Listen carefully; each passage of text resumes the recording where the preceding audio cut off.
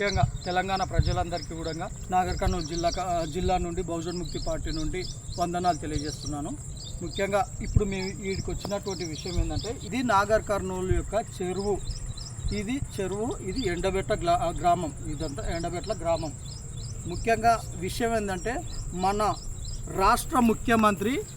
రాష్ట్ర ముఖ్యమంత్రి రేవంత్ రెడ్డి గారు మొత్తం హైదరాబాద్లో హైడ్రా పేరుతో ఎక్కడెక్కడ చెరువులలో కట్టడాలు నిర్మాణం చేసిర్రో, ఎక్కడెక్కడ అక్రమంగా కట్టడాలు చేసిర్రో వాటన్నిటిని కూడా కూల్చుతున్నటువంటి సందర్భం మనం చూస్తూనే ఉన్నాం. అదేవిధంగా ఇది ఇక్కడ నాగర్ కర్నూలు జిల్లాలో ఉన్నటువంటి ఈ యొక్క చెరువు పెద్ద మహా చెరువు.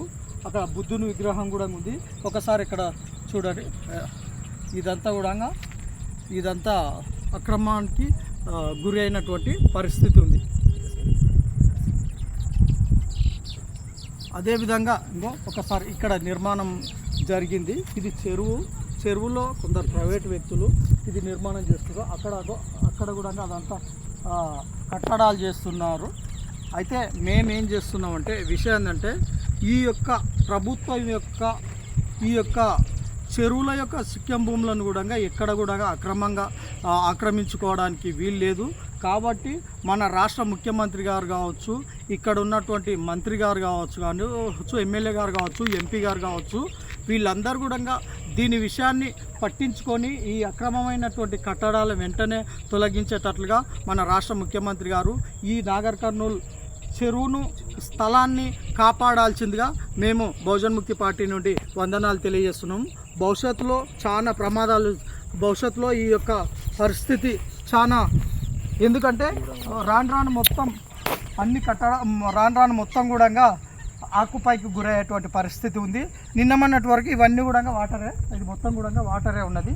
కాబట్టి దీన్ని జిల్లా కలెక్టర్ గారు కావచ్చు, ఎమ్మెల్యే కావచ్చు, ఎంపీడీఓ కావచ్చు, అదేవిధంగా రాష్ట్ర ముఖ్యమంత్రి గారు ఒక్కసారి దీని యొక్క ఈ ఆకుపైలో ఉన్నది ఒకసారి అక్కడ చూడండి.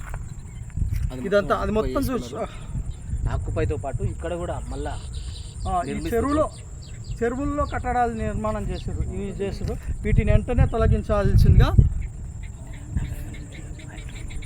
నాగర్ కర్నూలు జిల్లాకు హైడ్రాన్ వెంటనే తీసుకొచ్చి దీని యొక్క అదే జిల్లాలో కాకుండానే జిల్లా కేంద్రంలో కానీ నాగర్ కర్నూలు జిల్లాలో ఎక్కడ ఉన్నా, ఏ మారుమూల గ్రామాల్లో ఉన్నా కానీ చెరువులను ఎవరైతే ఆక్యుపై చేసుకుంటారో వాటన్నింటినీ కూడా రక్షించాల్సిందిగా రాష్ట్ర ప్రభుత్వానికి మేము విజ్ఞప్తి చేస్తున్నాం.